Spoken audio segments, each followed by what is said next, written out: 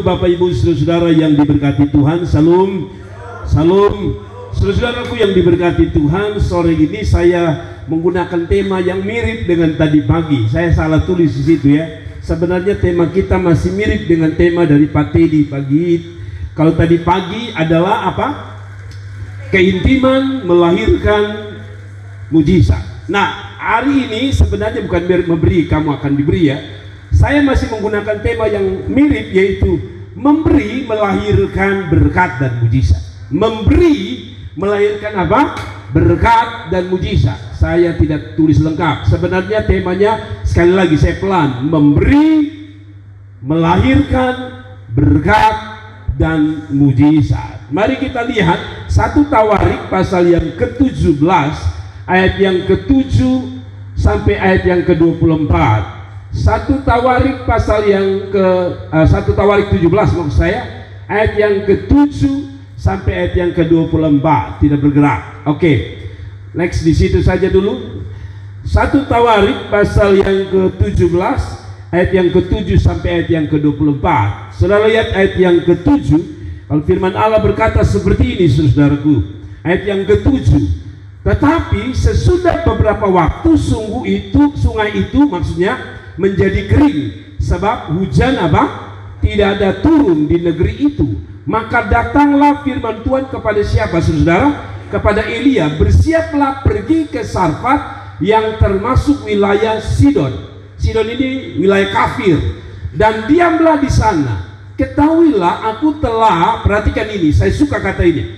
Ketahuilah aku telah memerintahkan seorang janda untuk memberi engkau makan. Nah, saudara-saudara perhatikan, ini janda. Dan kalau saudara suka baca Alkitab, saudara tahu ini bukan janda kaya, bukan janda hebat, bukan janda gubernur, bukan janda bupati. Ini janda miskin, janda orang susah. Tapi dia bilang begini, aku telah memerintahkan seorang janda untuk memberi engkau makan. Siapa yang diberi makan, saudara, dalam konteks ini? Elia, betul sekali. Mari kita lihat ayat selanjutnya. Saudara lihat ayat selanjutnya, dikatakan ayat 10. Sesudah ia bersiap, lalu pergi ke Sarfat. Siapa yang siap ini? Elia. Setelah ia sampai ke pintu gerbang kota itu, tampaklah di sana seorang janda sedang mengumpulkan apa? Kayu api.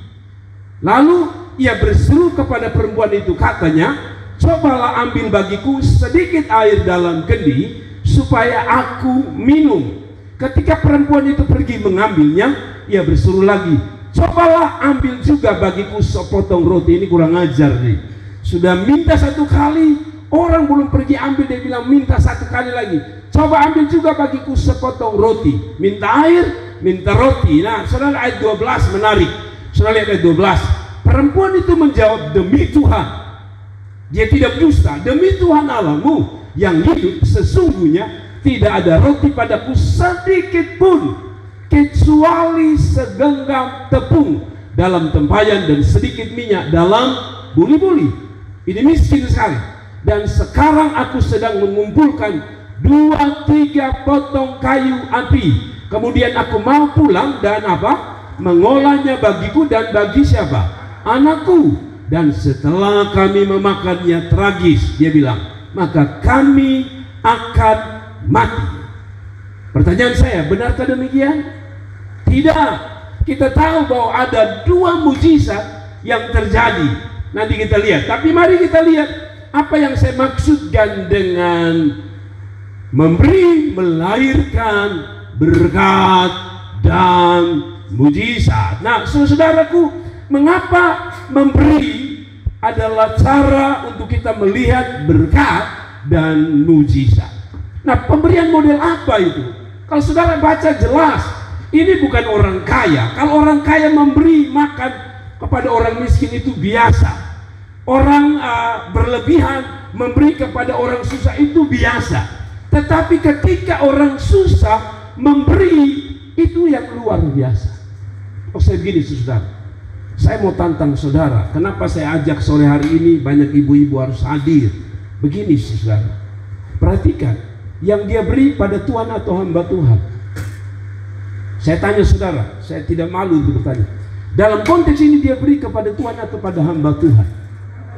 dia beri kepada hamba Tuhan. Dia tidak beri pada Tuhan, dia beri pada hamba Tuhan. Saya mau ajak begini saudara, saya harus dengan jujur mau bicara apa adanya. Saudara mau diberkati dalam jemaat, saudara mau jadi jemaat yang diberkati, selalu ada cukup persediaan di perbendaharaan hidupmu. Kalau saudara setuju, kita belajar untuk memberi. Jangan pernah pikir mengapa Anda hidup susah, mengapa Anda hidup berkekurangan. Karena satu kata, kita paling suka atau tidak suka memberi. Orang Kupang bilang kakek. Kalau Anda genggam kakek, Tuhan tidak pernah memberkati. Saya akan ke Malang nanti, dari Jakarta ke Surabaya ke Malang. Dan tadi malam tiba-tiba beberapa hari lalu saya WA kepada salah satu sponsor saya dulu yang menyekolahkan saya, membiayai saya sekolah waktu saya kuliah. Pada waktu saya tidak bisa bayar, dia bayar uang kuliah saya. Saudara tahu, saya kenal ini Koko, orang Cina, orang Chinese ini. Saya berpikir beberapa saat ini dia tidak pernah kontak saya lagi. Jadi saya pikir, wow, jangan sampai COVID telah menghantam usahanya. Tapi saya ingat persis krisis moneter 98-99. Ketika orang punya usaha tidur, dia justru usahanya bangkit. Kenapa? Karena dia belajar memberi. Saya belajar dari dia banyak. Nah, kemarin saya pikir, saya jujur biasa, saya WA dia, tanya dia, hubungi dia. Kemarin dia bilang sama saya gini, ini bro, dia pas panggil saya bro, apakah datang sendiri? Saya bilang, saya sama anak saya. Oke, istri? Saya bilang tidak. Ya maklum lah, saya hanya bisa kata ya maklum lah. Dia sudah paham. Lalu dia bilang begini, tak usah takut, datang saja, saya yang biaya istri. Bro, pergi pulang. Bro, belum beli tiket? Belum. Pulang? Belum. Oke, saya jujur. Lalu dia bilang, sudah, tidak usah beli, tapi dengan catatan harus khotbah di Malang. Saya bilang siap. Tapi yang membuat saya menarik adalah, saya pikir COVID telah membuat usahanya bangkrut mungkin dia sudah tewas bisnisnya. Tapi saya lihat beberapa hari yang lalu, saya kaget karena dia ke Turki. Saat orang mengeluh, dia ke Turki, dia makin diberkati. Saya kenal orang ini persis. Saya belum minta, dia sudah kasih saya. Bahkan saudara tahu, dia sambut nanti saya kayak pejabat. Dia bilang, saya dari Jakarta kemana? Saya bilang, dari Jakarta saya ke Surabaya. Kalau Tuhan izinkan saya nginap satu malam dengan anak saya. Kami mau jalan-jalan di Surabaya sebentar. Lalu dia bilang, tunggu di situ, saya jemput di situ. Saudara tahu, jemput ke Surabaya itu biaya. Lalu saya akan nginap di rumahnya sekitar 10 hari. Biaya. Di Jawa itu semua serba biaya. Dan dia bilang, nanti kemana saja saya antar. Saya satu kata, kenapa dia bisa tetap diberkati di tengah krisis? Satu kata, memberi. Kalau saudara mau belajar lihat Tuhan kerja dalam hidupmu, satu kata, memberi. Jangan pernah takut. Kalau saudara lihat tadi janda ini, tadi waktu Elia bilang, kasih saya sepotong roti, ayo, dia bilang begini, ayo Bapak Gembala, Bapak ini ya, memang kami ada, kalaupun saya mau kasih kamu, habis kami bikin, saya makan, anak saya makan, mati. Apalagi kalau Bapak minta lagi, mati kita langsung. Kalau masih ada sepotong roti kami makan, kata Alkitab, kami makan, saya makan, anak saya makan, lalu apa? Mati. Tapi kalau Elia sudah minta itu, jadi apa? Langsung mati. Pertanyaan saya, apakah dia mati? Tidak. Apakah dia mati karena memberi? Tidak. Kalau saudara baca sampai akhir, apakah dia memberi dia tambah susah? Tidak. Apakah dia memberi tambah dia miskin? Tidak. Apakah dia memberi akhirnya dia makin susah? Tidak. Kita terbalik, suka bikin matematika dengan Tuhan terbalik. Kita mau beri, kita bilang, aduh kok beda, saya juga perlu. Kalau kita kembali pada firman Allah ini, dia juga ada perlu. Tapi saat engkau perlu, engkau beri. Saya bersaksi, tadi pagi saya karena terlanjur undang hamba Tuhan, ya mereka tidak minta, tapi ini pengalaman saya berulang-ulang. Saya minta beliau untuk khotbah, jadi saya ingin memberi sesuatu. Saya baru pikir, dari mana ambil uang? Saya bilang, kalau saya dapat berkat, saya mau kasih memberkati hamba Tuhan. Minimal uang tiket pulanglah beliau. Saudara-saudara, tadi malam tiba-tiba WA saya, itu kan biasa kalau WA-nya kita tuh muncul ada tulisan atau gambar seseorang yang chat kita. Saya agak kaget karena itu ada videonya menarik. Videonya itu di ATM. Saya tahu ini pasti ada yang tabur. Saudara tahu, saya bilang, Tuhan, itu uang saya kasih ini hamba Tuhan. Secara manusia saya jujur, saya punya kebutuhan itu uang sebenarnya. Saya belajar. Saudara-saudara, tadi lagi saya ajak beliau makan. Baru saya pikir saya kasih lagi untuk kasih makan hamba Tuhan. Saudara tahu apa yang terjadi? Orang tergerak bilang, Bapak Sanusi, beta yang bayar. Saya kasih tahu saudara, jangan pernah kikir dengan Tuhan Allah. Surga tidak pernah berhutang. Dengar baik-baik. Surga tidak pernah berhutang. Orang NTT ini, maaf, satu kelemahan kita, mau diberkati, tapi orang bilang kakek, tidak memberi, pegang erat-erat, maka Anda akan menjadi orang yang susah tetap susah. Saya tidak bilang Anda kaya lalu bisa beli mobil di seluruh NTT, tapi minimal Anda tidak susah. Yang setuju katakan amin. Pertanyaannya, memberi gaya model apa yang menghasilkan tadi apa? Berkat dan mujizat. Pemberian itu harus ada syaratnya. Pemberian itu harus ada caranya. Pemberian itu harus sesuai firman. Baru dia menghasilkan berkat dan mujizat. Ada orang memberi juga tidak diberkati. Pertanyaannya, kalau kita belajar dari ayat ini, saya mendapati ada 4 ciri khas memberi yang melahirkan berkat dan mujizat. Yang pertama, mari kita lihat. Yang pertama kita lihat. Saudara lihat di sini, saya coba bawa kepada kita jalan ke Iran, oke. Saudara lihat, pertama, perhatikan baik-baik. Apakah ini ada dalam diri kita? Memberi tanpa rasa takut untuk kekurangan, miskin, apalagi susah. Ini pola pikir manusia nih. Aduh, saya kasih, nanti saya miskin. Saya kasih, saya kurang. Saya kasih, saya susah. Saya kasih, saya miskin. Ini pola pikir selama ini kita. Bahwa memberi itu pasti kurang. Betul. Misalnya saya punya 200.000. Ketika saya memberi jadinya kurang kan? Bukannya kurang, 0. Betul ya? Itu kan matematika kita. Saya punya 200, tadi saya bilang, saya punya uang yang saya dapat tadi, semua saya kasih kepada hamba Tuhan. Semua. Saya bilang sama anak, kasih semua. Lo sudah tahu, itu berarti saya bukan hanya tidak punya, tapi kosong. Tapi matematika Tuhan tidak begitu.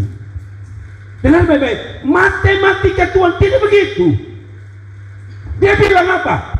Memberi tanpa rasa takut untuk pertama apa? Kurang, miskin, dan susah. Inilah yang menghalangi kita memberi. Beta beri, kok beta saja susah. Pertanyaan saya, janda itu susah tidak? Susah.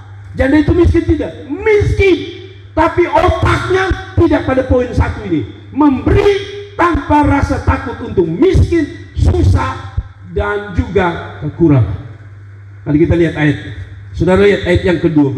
Perhatikan ayat 12. Dia tidak takut susah, dia tidak takut miskin. Dia tidak takut kekurangan. Ayat 12 saya pegang ini, saya lupa lagi. Ayat yang ke-12, saudara lihat ini. Perhatikan. Perempuan itu menjawab. Kan Elia bilang, bikin kasih roti. Demi Tuhan Allahmu, ingat, kita memberi itu ada satu yang akan bertanggung jawab dengan pemberianmu. Dia bilang, demi Tuhan Allahmu yang hidup. Lalu dia bilang apa? Sesungguhnya tidak ada roti padaku. Memang tidak ada roti kan? Masih dalam bentuk tepung kan? Sedikit pun, kecuali segenggam tepung dalam tempayan dan sedikit minyak dalam buli-buli. Dan sekarang aku sedang mengumpulkan 2-3 potong kayu api. Untuk apa? Kemudian aku mau pulang, mengolahnya bagiku dan bagi anakku. Dan setelah kami memakannya, ini makanan terakhir Pak Elia, kami makan dan kami mati. Seolah-olah bahwa kalau kami kasih kamu, berakhirlah hidup kami, berakhirlah makanan kami, berakhirlah uang kami, semua berakhir. Ditutup dengan kata, maka kami mati. Pertanyaan saya tadi, saya bilang, apakah mereka susah? Mereka susah? Maksud saya adalah akhirnya mereka tetap susah? No. Kalau saudara baca sampai ayat terakhir, dia bilang Tuhan memberkati mereka sehingga roti mereka tidak pernah habis. Jadi saudara dengar baik-baik, kenapa Anda dan saya susah memberi? Karena kita pikir memberi itu artinya memindahkan uang kita, memindahkan apa yang kita beri, sehingga tinggal di dalam diri kita adalah susah, miskin, dan juga apa? Tadi saya bilang susah, miskin, dan apa? Kekurangan. Tapi Alkitab bilang no. Pada saat dia beri, dia tahu kepada siapa dia beri. Memang kelihatannya kepada hamba Allah, memang kelihatannya kepada gereja, mungkin kelihatannya kepada temanmu. Tapi lihat, yang engkau beri memang kepada Tuhan, tapi yang lihat itu Tuhan. Tuhan selalu bicara begini, saudara perhatikan. Tuhan selalu bilang begini. Pernah Tuhan Yesus bilang gini, apa yang engkau lakukan bagi orang miskin, engkau sedang lakukan bagi aku. Karena satu waktu murid-murid bertanya, kapan engkau masuk penjara? Dia bilang, pada saat engkau memberi orang yang paling susah, engkau sedang memberi kepada aku. Jadi saudara, memberi jangan pernah rasa takut untuk susah. Justru saya mau bilang, engkau akan susah kalau engkau tidak belajar memberi. Saya ulang-ulang, saya dengar baik-baik. Jangan pernah rasa susah untuk memberi, apalagi berpikir bahwa memberi pasti membuat kita susah. Justru Anda tidak memberi, itu yang membuat Anda susah dan tetap susah. Kita pola berubah, tahun ini harus berubah. Belajar memberi, jangan hanya tahu terima saja. Belajar memberi. Yang setuju katakan amin. Belajar memberi dari hal kecil. Mungkin itu hanya pakaian bekas lo, yang sudah lama engkau tidak pakai. Lihat temanmu di gereja lalu bilang, kayaknya beta anak punya baju lama ada, tapi kayaknya masih layak. Saya mau kasih lu. Belajar dari sesuatu. Tadi dia bilang, yang menarik, dia tidak beli dari ambil orang punya. Walaupun dia susah, tapi dia masih punya apa? Tepung. Betul ya? Saya percaya Tuhan tidak paksa Anda ambil dari yang tidak Anda punya. Walaupun tadi saya bilang itu pas-pasan, tapi belajar memberi, karena Tuhan tidak pernah bikin susah orang yang memberi. Sekali lagi, Tuhan tidak pernah memberi susah kepada orang yang memberi. Saya harus jujur saudara, dalam pengembalaan saya mulai dari Alor sampai Nasaret, kas kami selalu kosong. Kenapa? Karena kita bukan hanya tahu terima, kita belajar memberi. Walaupun jujur pemberian kami ini tak terlihat begitu luar biasa. Nah, kadang-kadang sederhana. Contoh, anak-anak kami ajak makan nasi goreng, saya sudah bilang. Tapi saya belajar untuk tidak KKM. Dan saya mau bilang saudara, kami belum pernah kelaparan, kami belum pernah susah sampai hari ini. Saya punya kakak-kakak cukup mampu, tapi boleh tanya mereka, kami belum pernah susah. Apalagi hanya makan, hal selalu ada makan. Bahkan kadang-kadang sampai saya marah karena ada nasi yang tiba-tiba tusuk lalu besok bau. Saya sempat marah. Limpah, maksud saya bikin bukan limpah, tapi selalu cukup. Kenapa? Satu kata, memberi. Nah tadi dia bilang begini, Elia, lu pergi ke mana? Sarfa. Di sana ada janda yang aku sudah siap untuk memberi engkau makan. Saya tantang saudara. Ini hamba Tuhan mau datang, kita mau hamba Tuhan akan datang. Belajar untuk memberi. Ada beberapa orang saya tantang mereka. Mungkin saudara tidak tahu. Contoh saya bilang, kalau ada hamba Tuhan dari luar, mungkin Anda tidak punya harta yang luar biasa. Tapi misalnya, saudara ada berkat yang sudah bikin, Bapak, apalagi kalau hanya 1-2 orang, Bapak, misalnya saya ajar saudara. Saudara mungkin hidup pas-pasan, saudara bilang, Bapak, nanti kalau bisa malam ini jangan masak ya. Nah, saudara punya uang pas-pasan bilang, beta masak di beta berumah. Bapak, beta mau tuh hamba Tuhan datang ke beta berumah, makan sama-sama dengan kamu. Atau misalnya kalau saudara punya berkat lebih, Bapak, nanti siang ini kalau hamba Tuhan belum makan, saya ajak dia makan. Saya mau bilang sama saudara, itu saya lihat di dalam kehidupan saya selama saya kuliah di Jawa. Orang-orang diberkati. Saya pelayanan, ini saya anak Chandra ada. Saudara tahu, kadang-kadang yang undang kami makan waktu kami sekolah kita, itu janda-janda. Tapi saya mau bilang, Tuhan tidak pernah berhutang kepada mereka belajar memberi. Tapi kalau saudara kakek, itu yang membuat Anda susah. Kalau Anda mau lihat Tuhan berkarya, memberkati saudara, belajar memberi.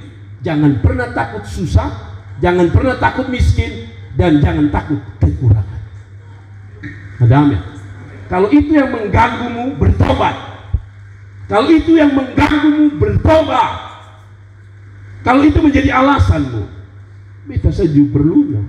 Loh, lalu ini perempuan tidak perlu? Saya tidak berani cerita banyak hal, tapi yang paling tahu perjalanan kami, anak-anak saya, istri saya, dan kami. Kalau mau kaya, saya cukup punya alasan bisa jadi kaya. Mobil saya tidak begitu. Tapi sampai hari ini kami belajar untuk memberi. Kadang-kadang sampai rekening kami kosong. Tadi pagi beliau bersaksi saya dalam hati, mungkin itu 1-2 kali. Kami ulang-ulang kehabisan rekening. Kalau Tuhan suruh kami taat. Tapi sekali lagi saya kasih ingat saudara, betapa bohongnya atau betapa salahnya kalau saya bersaksi ini orang bilang lebe-lebe, tambah-tambah.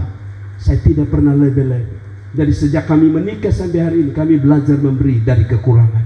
Tapi sampai hari ini yang namanya pendeta Jerry Adu belum pernah mengemis untuk meminta makan. Sampai hari ini saya belum pernah susah. Kalaupun uang ya kurang sedikit itu biasa. Tapi makan, minum, pakai tidak pernah kekurangan. Kasih tepuk tangan untuk Tuhan. Jadi anak muda, kalau engkau mau engkau diberkati. Orang tua, kalau mau engkau diberkati, dengar, belajar memberi. Hapus kata yang berkata kalau saya beri saya susah. Terbalik, berilah, saya percaya Tuhan tidak bikin susah Anda. Ada amin. Rombak, anak muda, rombak. Pemberianmu tidak ada yang sia-sia untuk surga. Sekali lagi, pemberianmu tidak ada yang sia-sia untuk surga. Ya mungkin saudara bilang, Bapak saya tidak bisa memberi.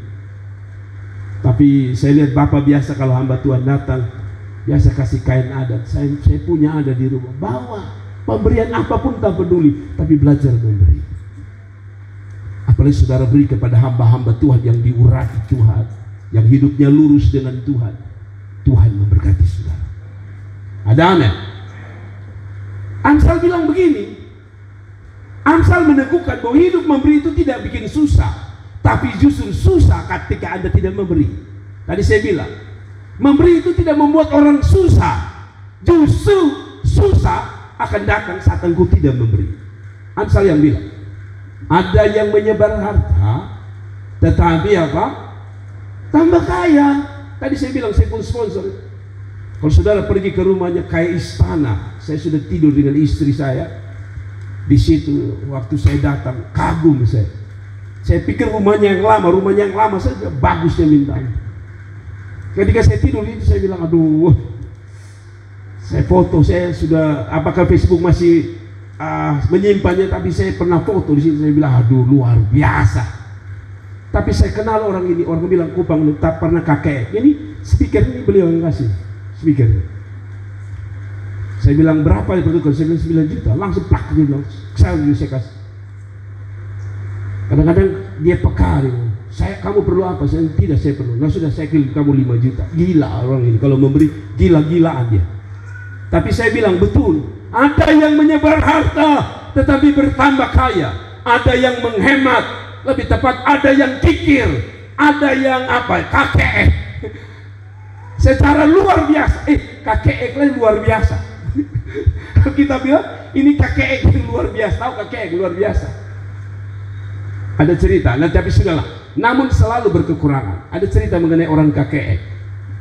Jadi ada seorang bapak kakek minta ampun. Apapun kakek. Kikir alias kikir. Jadi saudara yang ikut YouTube saya, kakek itu kikir, kakek itu bahasa Kupang. Ada seorang bapak. Dia sayang anaknya. Tapi walaupun dia sayang anaknya, kakeknya tetap, kikirnya tetap. Lalu dia ajak anaknya bilang gini, anak, lu kepingin apa? Anak bilang, saya tidak kepingin apa-apa. Kok bapak biasa kasih beta makan? Tapi beta hanya minta satu. Beta kepingin helikopter. Bapaknya bilang, aduh, tuh minta nasi goreng kan 15.000, nah helikopter ini mahal. Lalu dia bilang begini, oke, karena saya sayang kamu, kita pergi. Tapi bapak tanya dulu ya, kalau terlalu mahal kayaknya bapak tidak bisa. Padahal bilang sayang anak.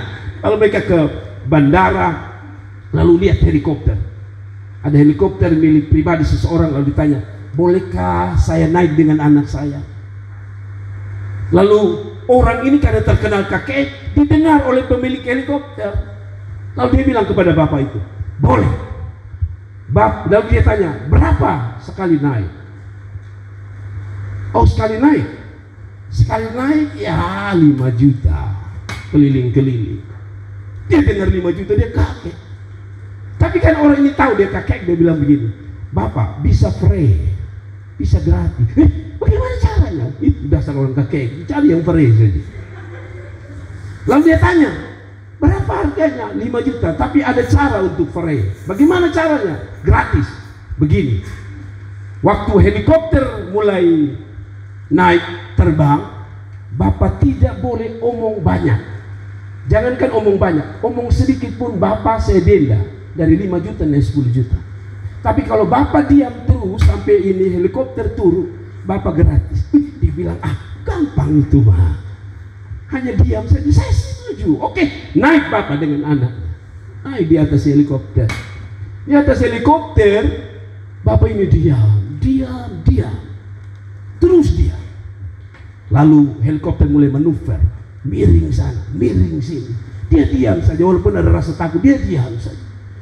Tiba-tiba dia terus manuver dan akhirnya mereka mendarat.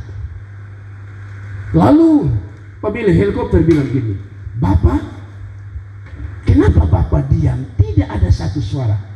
Pasti dalam hati, ya kalau saya bersuara kan saya 10 juta, 5 saya berat. Akhirnya lalu pemilik helikopter bilang begini, tapi saya mau tanya, apa rahasia atau mengapa bapak tidak mau omong? Dia bilang, yang pertama, saya sebenarnya mau omong, yaitu ini. Apa bapak? Air matanya jatuh. Ini pemilik helikopter bingung, kenapa bapak menangis? Bukankah bapak dapat gratis, hanya cukup diam? Dia tambah menangis. Lalu pemilik helikopter, bapak kenapa?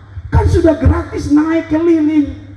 Dia bilang, di atas waktu kamu manuver, anak saya jatuh. Saudara mengerti?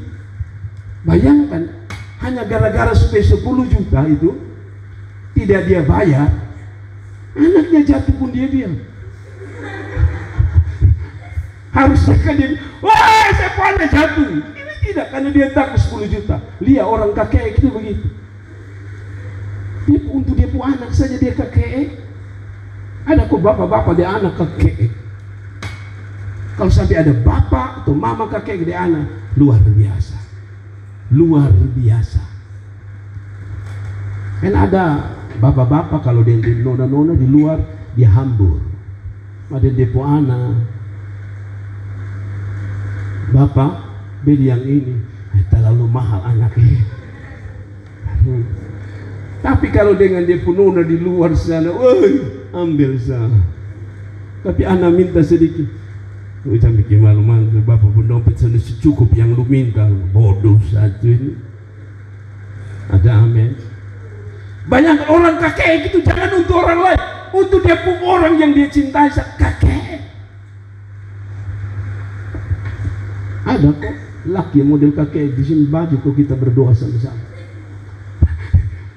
Kalau sampai ada orang tua kakek gede anak itu keterlaluan. Tapi singkatnya adalah orang miskin itu selalu, atau orang tidak suka memberi itu selalu susah hidup. Yang setuju katakan apa? Yang kedua, saudara, pemberian model apa yang kita bisa beri? Tadi pemberian pertama lewat apa? Pemberian memberi tapi tidak takut dengan nanti jadi susah, miskin, dan kekurangan. Kasih saja. Soal susah dan senang itu bukan urusanmu, itu urusan Tuhan. Tapi yang kedua, memberi dengan pola yang kedua, memberi dengan rasa mengasihi, mencintai. Ada amin. Beri itu dengan rasa mengasihi, beri itu dengan rasa mencintai. Beri tidak boleh dengan terpaksa. Mari kita lihat ayat yang ke-13. Coba perhatikan, ini janda pun cara memberi. Dia beri dengan cinta. Walaupun pemberiannya kecil, tapi diberi dengan cinta, itu luar biasa di mata Tuhan. Kalau saudara memberi untuk pekerjaan Tuhan, memberi untuk apapun, saya mau bilang sama saudara, jangan beri dengan terpaksa. Beri dengan rasa cinta yang kuat kepada Tuhan. Saudara lihat ini. Tetapi Elia berkata kepadanya, jangan takut. Pulang, buat seperti yang kau katakan. Atau, betul ya, kau katakan. Tetapi perhatikan ini, buatlah lebih dahulu bagiku sepotong roti bundar kecil daripadanya dan bawalah kepadaku. Kemudian kata Alkitab, barulah kau buat bagimu dan bagi anakmu. Logika ini tidak masuk. Harusnya kalau orang susah, makanan pas-pasan, logikanya urutannya bagaimana? Harusnya janda itu buat untuk dia, buat anaknya, baru lebih untuk Elia. Begitu ya? Itu dia pun logikanya. Harusnya dia buat untuk dia, anaknya, ada sepotong baru bilang, Elia, mau ya sepotong jadi bapak Elia ada apa ini. Tapi Alkitab bilang apa? Elia bilang, jangan, balik, bikin dulu buat beta. Padahal tadi dia bilang, jangankan untuk Elia, untuk anaknya langsung mereka mati. Sekarang dia kasih untuk Elia, baru kepada mereka. Apa ini? Kalau orang model ini apa namanya? Cinta. Orang yang mencintai Tuhan itu pertama ciri khas dia tidak hitung-hitungan. Kalau hitung-hitungan secara ekonomi, bikin makan dulu untuk anaknya dulu, bikin makan untuk dirinya, lebih baru untuk itu ciri khas, begitu kan? Tapi orang yang mencintai Tuhan kadang-kadang kita tidak perlu hitung-hitungan. Mau bukti? Tanyalah orang-orang yang pacaran, logikanya mati. Dia tahu besok ini uang sudah habis ini hari. Tapi ya itu, nona minta kakak, apalagi nona tambah kakak ganteng. Apalagi beli bakso berapa? 30.000. Padahal di dalam ini pas 30.000. Besok ini tidak tahu bensinnya datang jemput ini nona pakai apa. Tapi logika selalu dikalahkan. Orang yang model begini lihat, kalau cinta itu mengalahkan pertama logika, logikanya terbalik harusnya. Tapi cinta mengalahkan logika. Kalau saudara memberi untuk Tuhan, jangan pernah kayak ini. Kadang untuk saudara pakai ini. Kalau saudara tiap hari memberi saja, memberi sampai habis, besok lagi saudara memberi sampai habis, itu juga orang gila namanya. Tapi mau saya, kalau ketika Tuhan menggerakkan saudara memberi, jangan pakai ini. Jangan bolak-balik. Kalau Tuhan suruh beri saja, nanti aku berkati. Tak. Nah, saudara lihat, cinta selalu mengalahkan logika. Saya selalu bilang, istri saya di Kapan, saya di Kupang. Ngapain pacaran jauh-jauh? Kupang Kapan itu sekarang ini 75.000 susah. Bola balik 150. Kalau beli telur di jalan, jagung di jalan, ya 200 ini sele kurang, kan begitu. Tapi kenapa Anda bisa lari sampai Kapan sana? Cinta selalu mengalahkan logika. Oh, tidak ada katanya. Kalau saudara mencintai Tuhan, kadang-kadang Tuhan harus matikan logika saudara. Tapi membuat Anda susah karena selalu kita memberi bukan cinta, tapi keterpaksaan. Cinta tidak pernah terpaksa. Kalau cinta sejati ya, tidak pernah terpaksa. Kalau paksa-paksa itu bukan cinta. Mausu dan beta, mausu kasihan beta kau, mausu, itu orang gila namanya. Jadi kalau saudara ditolak, ulang lagi. Tapi kalau saudara supaksa bilang, masa rusun bisa sayang beta, kuliah beta ini sudah tua belum kawin ini.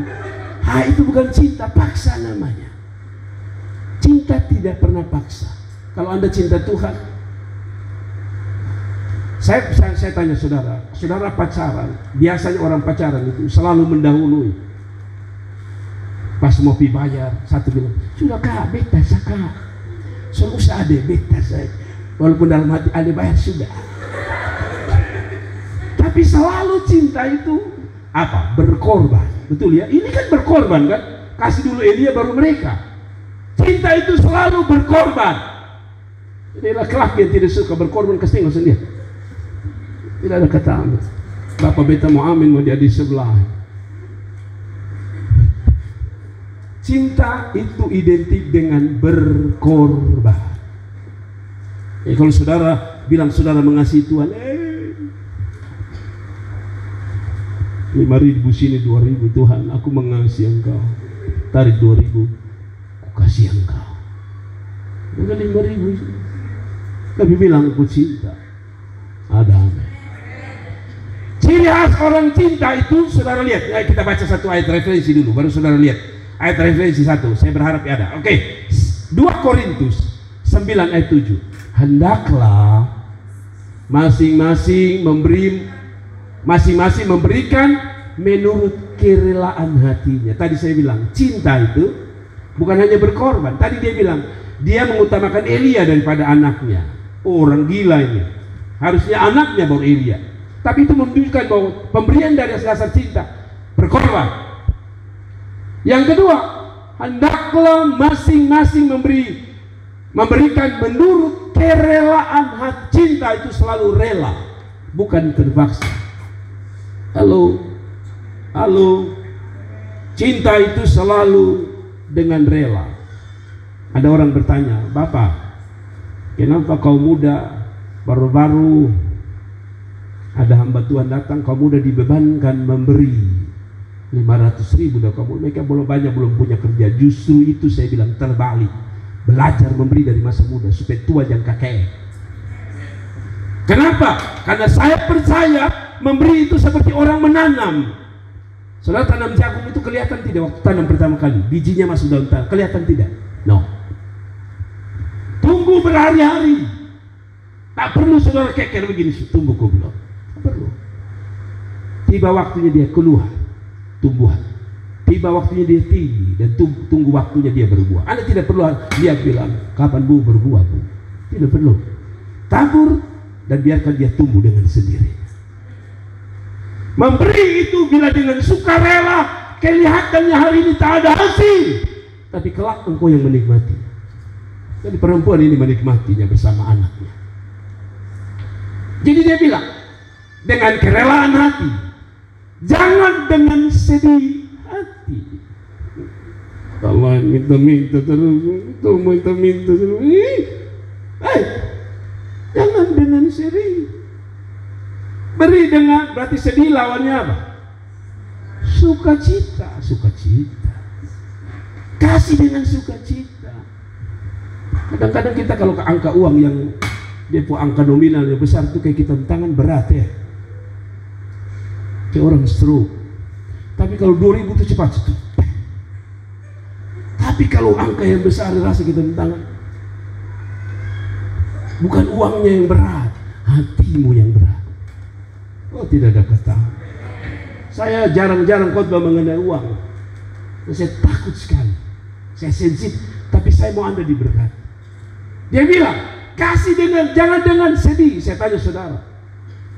Saudara yang pacaran, lalu saudara punya orang bilang, maaf ya, beta memang mau kasih lu makan di resto. Be jujur ya, beta kecewa pas makan lu. Rencana mau nikah batal bu, biar undangan sejalan batal. Betul, biar undangan sejalan batal. Walaupun Anda munafik sedikit bilang, beta kasih, beta sukacita kasih walaupun dalam hati. Orang tapi orang sudah dengan sukacita wajah, saya sudah senang. Ada amin. Kasih Tuhan itu jangan berat. Belajar. Kasih. Saya tantang saudara. Catat tanggal ini dan catat malam ini. Kalau engkau masih susah, ada yang salah dengan firman Allah. Tapi menurut saya firman Allah tidak pernah salah. Kasih tepuk tangan untuk Tuhan. Bukan hanya itu, dia bilang atau karena paksaan? Sebab Allah mengasihi orang yang memberi dengan sukacita. Wow, Allah mengasihi orang yang memberi dengan sukacita. Pemberian itu sekali lagi bukan dengan cinta, bukan makan puji. Halo, pemberian itu harus dengan sukacita, dengan cinta, bukan dengan makan puji. Kalau Anda makan puji saja, satu saat Anda kecewa. Tapi Anda memberikan, Anda cinta. Ada amin. Ada amin. Kalau Anda memberi dengan cinta, no problem. Seberat apapun Anda akan bisa memberi karena cinta. Saya menikahi istri saya, Ibu Gembala. Tidak pernah ada surat hitam di atas putih yang ada tempel meterai 20.000 kan? Yang bilang nanti kalau nikah Bapak puang, Mama puang. Tidak. Bahkan di jalan kalau saya dapat berkat dari orang, di jalan saya otak sudah langsung istri. Tidak pernah kami bikin tanda tangan itu uangnya saya ya. Tidak. Uang saya dapat pulang ini Mama ini. Walaupun kadang-kadang saya istri selalu ganggu begini. Bapak, kenapa kok amplop sebuka? Saya bilang saya hanya cek sah. Karena istri saya selalu tahu bahwa kadang-kadang saya potong sedikit. Saya bilang, Neo, saya pakai bensin. Jangan begitulah. Tapi maksud saya begini, saya punya, itu istri punya. Ada amin. Satu waktu dia, istri saya tanpa sadar dia bilang begini. Ini ada orang tanya bilang begini. Ini Bapak Pung ini HP taruh di mana? Lalu istri saya bilang di Bapak Pung Oto. Saya bilang, hah? Di Bapak Pung Oto tuh? Oh begitu. Berarti itu moto oto saya. Mulai besok istri jangan naik lagi. Tapi kan tidak. Walaupun tidak ada tertulis dia naik, itu miliknya dia. Waktu saudara memberi untuk Tuhan dengan cinta, sama. Saudara memberi dengan Tuhan dengan cinta, Tuhan bilang, apa yang kau beri, aku akan memberkatinya. Kasih tepuk tangan untuk Tuhan. Jadi mulai belajar dari sekarang. Belajar sekarang. Kalau sudah kakek dengan Tuhan, pasti kakek dengan mama mantu. Kalau suka kakek dengan mama mantu, pasti kakek dengan pasangan hidup. Ada amin. Ada amin. Mau pi mama mantu mulai pikir-pikir, bawa ini, bawa itu. Bertobat. Mau dapat orang anak perempuan tapi kakek jadi bapak dan mama. Bapak omong terus, bapak tindak laki kakek kita. Belum kawin sa kakek, apalagi suka kawin. Bertobat. Sudah tanya saya bagaimana? Tanya istri saya. Kami tidak selalu memberi untuk mertua, tapi kadang-kadang ada berkat. Saya selalu bilang, pergi entah 1.000 rupiah, uang kecil, tapi belajar memberi. Saya tidak pernah kasih mertua saya 1.000, itu keterlaluan. Itu anak kecil kayak Willy saja kasih 1.000, pasti dia bilang 1.000. Jadi kalau sampai ada anak mantu bilang, mama, aku cinta mertua, aku berikan 1.000 rupiah untukmu. Itu bukan cinta, itu kakak. Ada amin. Ada amin. Kawin orang puana nona, orang puana nona, orang kasih besar, kasih makan susu, supermi, daging babi semua. Lalu besok lu hanya kasih makan daun pepaya. Pantas hidupnya kepahitan. Karena tiap hari pepaya terus, kata hamba Tuhan tadi pagi. Ya sudahlah, saudara sudah sampai poin kedua, mengerti ya? Memberi dengan cinta. Memberi dengan cinta. Yang terpaksa. Memberi dengan cinta. Saya paling jengkel kalau orang memberi dengan terpaksa. Saya pernah lihat orang mau memberi kepada saya, lalu yang memberi bertengkar situ. Kasih yang kasih. Aduh Tuhan Allah.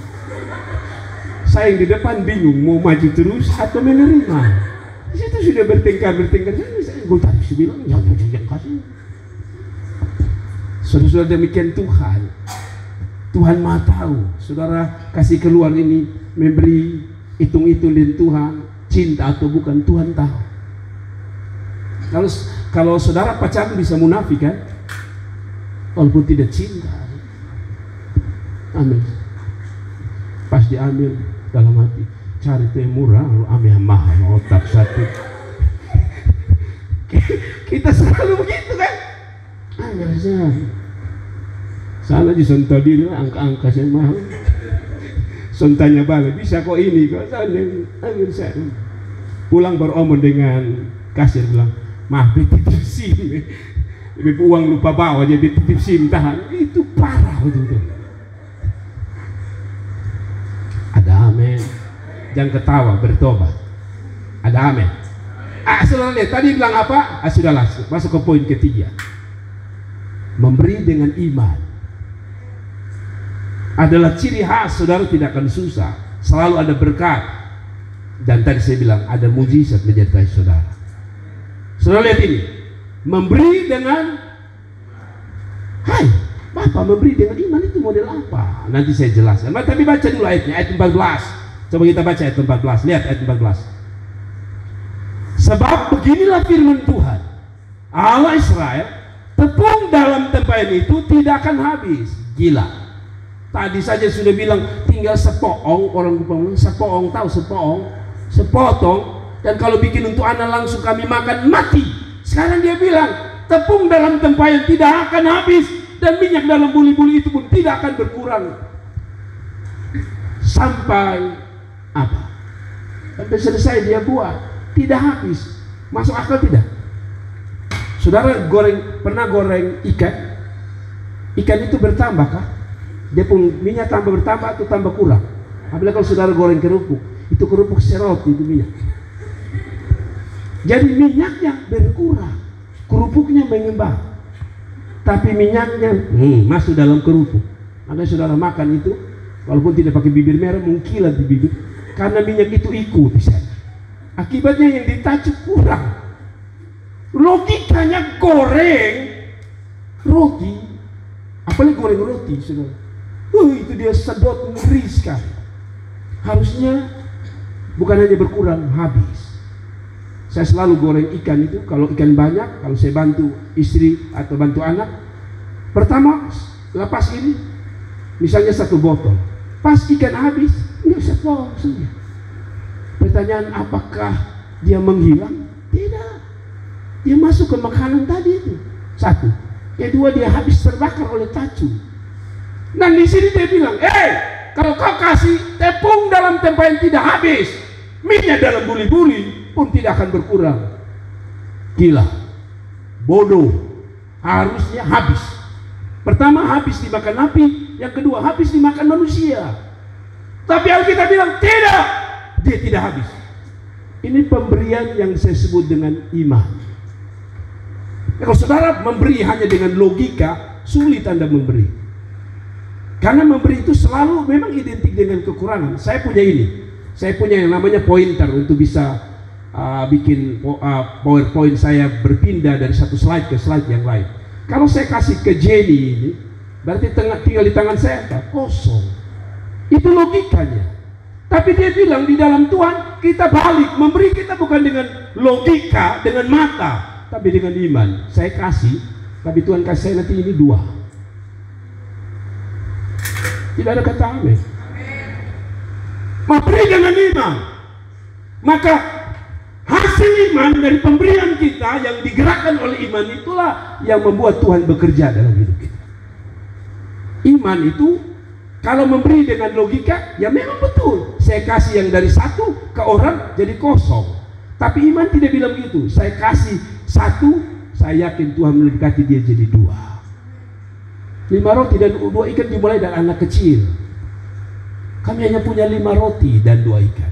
Tapi karena belajar memberi dengan iman pasti cukup, maka dia kasih makan 5.000 orang.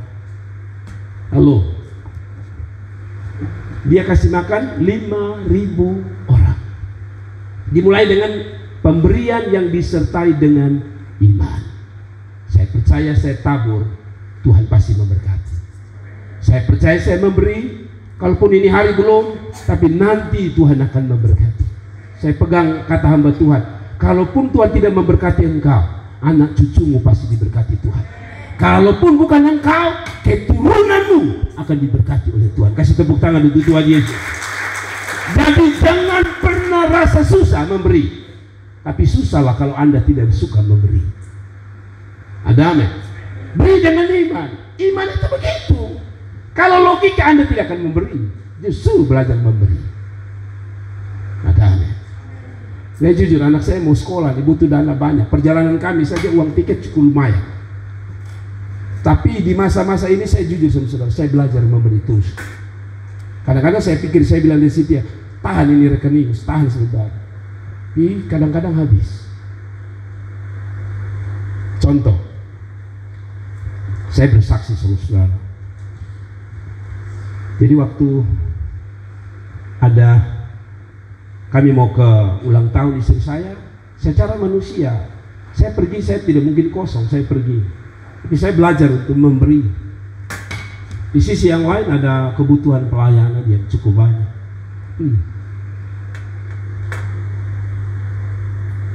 Dana seroja 10 juta saya hitung, oh ini bagus. Tambah nanti dapat berkat dari YouTube sedikit pasti cukup. Dana seroja itu kami pakai total 10 juta itu, ya jujur saja. Kemarin saya ajak kaum muda makan, total habis, tidak bisa kami andalkan, habis. Tapi saya mau bilang sama saudara, akhirnya tadi kemarin saya kapan hari saya sudah bersaksi, saya sudah bayar saya anak uang sekolah 7.300.000. Belajar memberi, Tuhan tidak KKM. Anda tabur, Dia yang balas. Jangan ini saja. Kita bertangan itu. Kasih, dia bilang, tidak kosong, tidak berkurang. Nah kalau itu perempuan bilang gini, masa kasih tidak kosong, bohong sekali. Kenapa dia mau ini lakukan? Ini ayat ini bicara pemberian yang disertai iman. Amin. Pemberian yang disertai iman. Kalau saudara sudah beri di besu saya, itu imanmu. Kalau saudara bilang, tahu bekas ini beta cukup kosong, ya itu imanmu. Tapi kita balik, dia bilang. Kita bilang, aku beri memang dari tanganku kosong, tapi waktu aku memberi dengan iman, aku percaya Tuhan tidak buta. Dia yang akan bertanggung jawab atas pemberianku. Maka itu yang disebut dengan pemberian karena iman. Saya tahu ada beberapa orang waktu kami cari dana bilang, Bapak, sudahlah, saya kasih ini, ada yang memberi karena misalnya begini, dia memberi cari dana lalu dia bilang, sudah Bapak nanti kembalikan modal. Tapi saya juga menemukan ada yang bilang begini, Bapak, sudah ambil dia modal. Bagi saya dia bukan memberi sekadar memberi, dia memberi dengan iman. Karena kalau tidak rugilah, kita beri udah apa-apa. Tapi orang yang memberi dalam iman tidak pikir dapat apa dari manusia, dia pikir dapat apa nanti dari Tuhan. Itu yang disebut pemberian dengan iman. Rombak pola pikir kita ya sekarang, Nasaret khususnya, rombak. Saya tantang saudara, saya tidak tantang orang lain, saya tantang saudara di mimbar ini dan lihat bagaimana Tuhan memberkati saudara. Bilang tahun ini saya mau pola, saya berubah. Saya mau belajar beri dengan cinta, saya mau belajar beri dengan bukan terpaksa takut susah, saya mau belajar memberi bukan karena digerakkan oleh keterpaksaan, tapi tadi yang ketiga dengan apa? Dengan iman. Aku beri, aku percaya Tuhan memberkati.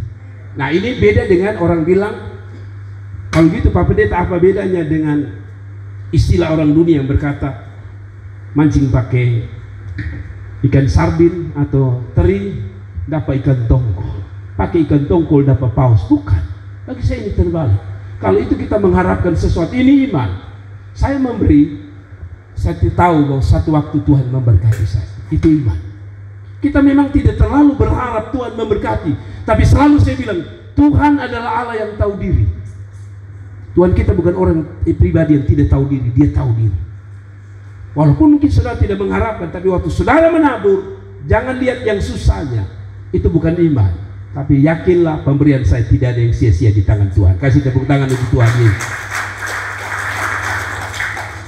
Jadi kapan hari saya kagum ya. Saya bilang kepada Ibu Gembala, umumkan.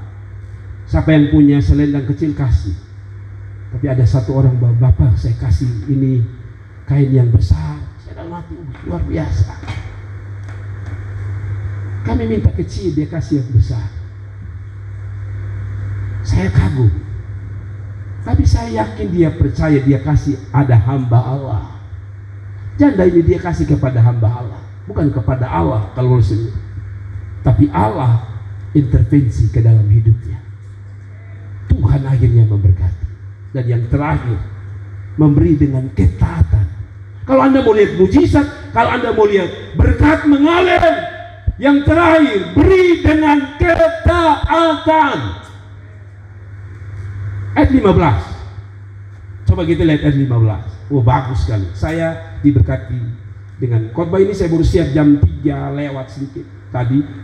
Lalu pergilah perempuan itu dan berbuat, perhatikan, seperti yang dikatakan Elia. Lalu pergilah perempuan itu dan berbuat seperti yang dikatakan Elia. Apa kata Elia? Kalau engkau kasih, tepungmu tidak habis, minyakmu tidak habis. Itu satu. Kedua, seperti kata Elia, apa yang dia katakan? Pergi buat lebih dahulu baru aku. Dan dia lakukan semuanya. Dia pergi, dia buat lagi untuk Elia dulu baru untuk mereka. Persis seperti Elia. Ini bicara pemberian harus disertai ketaatan. Pemberian dasarnya ketaatan. Saudara lihat lagi. Kalau pemberian itu disertai ketaatan, dengar baik-baik, saya mau tutup nih. Pemberian kalau disertai ketaatan, pemberian harus disertai cinta, pemberian harus disertai apa? Tidak ada rasa takut untuk susah, miskin, dan kekurangan. Lalu pemberian tadi yang satu lagi, pemberian itu harus disertai iman. Percaya Tuhan tidak buta, Tuhan pasti ganti apa yang kita tabur. Kalau kita lakukan 4 hal ini, maka dengar. Ayat ini bilang begini. Maka perempuan itu dan dia serta anak perempuan itu mendapatkan makan beberapa waktu lamanya. Perhatikan ayat awal, ayat 7. Ayat 7 dia bilang, saya kasih, lalu kamu saya punya anak makan, saya mati. Artinya dia punya hidup stop sampai hari itu. Tapi waktu dia beri dengan pola 4 ini, Alkitab berkata begini, engkau akan makan, atau saya baca lagi, maka perempuan itu dan anak itu serta anak perempuan itu mendapatkan makan selama beberapa waktu. Kalau saudara kakek, kelihatannya saudara bisa makan ini hari, tapi belum tentu besok Anda bisa makan lagi. Tapi kalau engkau memberi dengan pola 4 tadi, dia bilang, kelihatan Anda kurang hari ini, tapi besok selalu ada berkat. Itu Alkitab yang bilang. Memang orang kakek itu, ya sudahlah. Misalnya saudara punya 50.000, akhirnya kan saudara makan hari itu 50.000, tapi dia berhenti sampai di situ. Dia bilang, mati aku. Artinya berhenti sampai hari itu juga. Tapi kalau ketika aku memberi dengan 4 hal ini, dia bilang, Tuhan yang akan melanjutkan memelihara. Ingat, kita tidak dipelihara dengan uang kita, karena uang kita terbatas. 500 per bulan gaji, maka 500 itu cukup untuk beberapa hari. Tapi bila Tuhan yang mengerjakannya, tadi dia bilang, dia tidak berhenti hari itu dan mati. Dia bilang, engkau akan makan untuk beberapa waktu lamanya. Kata ini saya terjemahkan sebagai bentuk waktu yang tidak ada batasannya. Waktu engkau memberkati pekerjaan Tuhan, waktu memberkati hamba-hamba Tuhan, engkau berkati anak-anak Tuhan, dengar, dia tidak kasih limit waktu. Selalu ada pemeliharaan Tuhan, selalu ada berkat Tuhan. Ada amin. Soalnya ini ayat 17 lebih menarik lagi. Jawab mereka dari Matius pasal yang ke-14 ayat 17-18 bilang gini. Jawab mereka, yang ada pada kami di sini hanya 5 roti dan 2 ikan. Perhatikan kata ini, ayat 18 dari Matius pasal 14. Yesus berkata, bawalah kemari kepadaku. Saudara tahu, menurut Injil yang lain, itu milik anak orang dewasa atau anak kecil? Anak kecil. Yang namanya anak kecil itu biasanya beda dengan orang dewasa. Kalau orang dewasa agak pikir-pikir. Kalau anak kecil itu dia selalu pikir dia pun diri kadang-kadang. Biar makanan tinggal sedikit mau kasih sedikit nih bapak membagi bapak lagi. Dan yang namanya porsi anak-anak itu banyak atau sedikit? Sedikit. Tapi dia bilang begini, bawa kemari. Wow, gitu anak kecil. Ini Tuhan Yesus. Tapi dari kata bawa kemari anak itu bawa, melahirkan mujizat. 5 roti 2 ikan, kasih makan 5.000. Sering orang bilang 5 tambah 2, dunia mengatakan 7. Tapi Alkitab mengatakan 5 tambah 2, 5.000. Ada mujizat. Ini namanya 5 tambah 2 apa? 5.000 itu mujizat. Coba saudara tidak percaya, coba nanti kalau guru tanya, Yohanes, ya Bapak, 5 tambah 2 berapa? 5.000. Buta huruf satu. Siapa yang ngomong? Saya pun Bapak Gembala. Panggil Bapak Gembala ke sini. Dasar buta huruf sama semua. Tapi saya mau bilang sama saudara, dalam matematika manusia kita dianggap salah. Tapi dalam matematika Tuhan kita dianggap benar. 5 tambah 2 bukan kurang. 5 tambah 2 bukan 7. 5 tambah 2, 5.000. Anda yakin bahwa pemberian saya tidak ada yang sia-sia? Saya tantang saudara. Tadi dia bilang, Elia, kau pergi, ada janda di sana. Kalau saya terjemahkan begini, ini hamba Tuhan dari Jakarta mau datang. Kau pergi, ada kakak, ada nona, ada nyong, ada mama, ada bapak di Nazaret yang akan memberi aku makan. Saya tantang saudara. Ada apa sediru? Apa? Kita hari itu kita mau kasih sesuatu untuk pekerjaan Tuhan. Kasih. Saya tidak mengiming-iming saudara bawa pulang langsung orang bilang, Om Nik, kemarin dia Om Nik ada kasih bantuan gereja, jadi ada Avanza di depan, ambil su. Dan berharap begitu, itu keterlaluan lebih. Karena kalau mau begitu saya juga mau, saya kasih iPad supaya dapat track satu kali. Tapi kita memberi tadi karena apa? Cinta. Cinta itu mengharapkan tidak. Salah satu poin cinta, cinta mengharapkan tidak. Padahal saudara kasih kepada seorang sambil saudara mengharapkan. Belum pernah istri saya omong saya dan saya pernah omong istri saya. Ingat ya, dikasih ma ini 50, besok kasih kembali 200. Ada suami istri belum begitu? Sama istri, ma ada dapat duit dari bos tadi 100, mau kembali 300. Kecuali ada mama-mama tertentu memang. Tapi katanya kalau mama-mama itu punya kelemahan di sini. Katanya. Apakah benar Kak? Saya tanya saja di luar khotbah saya. Katanya mama-mama itu kalau dikasih suami misalnya 50.000. Bapak, ada uang situ kok. Mau bikin apa? Beli sayur berapa? 15. Oh ini ada 50. Dalam hati kan kita bilang 35 kembali. Menurut survei katanya, 35 itu tidak pernah pulang. Apakah benar? Saya tidak tahu. Ini survei yang bilang begitu. Rata-rata istri kalau dapat suami, dia minta 15, dikasih 50, 35 tidak pulang. Apakah itu benar terjadi? Ampunilah dosa mereka, karena mereka tahu apa yang mereka perbuat. Tapi maksud saya adalah pemberian dengan cinta itu tidak perlu hitung-hitungan. Walaupun banyak kali istri saya minta, Bapak 5.000 saja, karena tidak ada uang kecil, saya kasih 50, 45-nya hilang. Tapi saya tidak pernah bilang besok saya tuntut kau di Kapolres. Tidak, karena love, karena cinta. Ada amin, ada amin. Atau ada laki makan aja makan istri di warung lalu bilang, Mama habis 500 memang makan terlalu.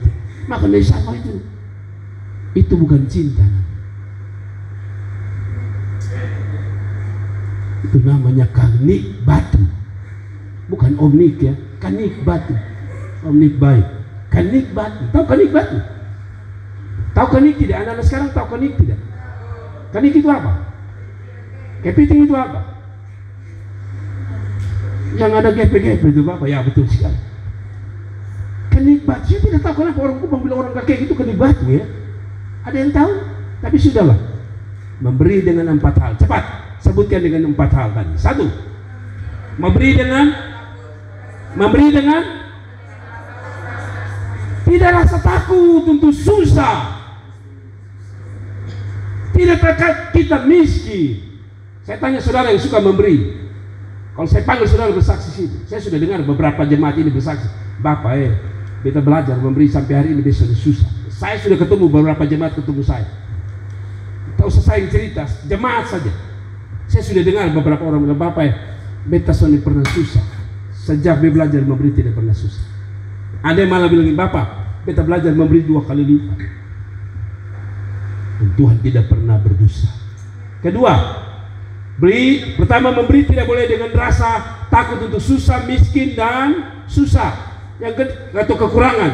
Yang kedua, memberi dengan cinta atau mengasihi. Beri saja. Tapi dasarnya cinta, bukan terpaksa. Apalagi didorong-dorong. Saya tutup dengan cerita. Kalau kita berdoa, ada orang memberi bukan cinta, tapi karena didorong-dorong. Ya seperti biasa kebaktian seperti kita. Mana kantong persembahan? Pak Yos tolong. Jadi ketika habis khotbah, song leader bilang, kita akan memberi korban persembahan, kita akan beri yang terbaik bagi Tuhan.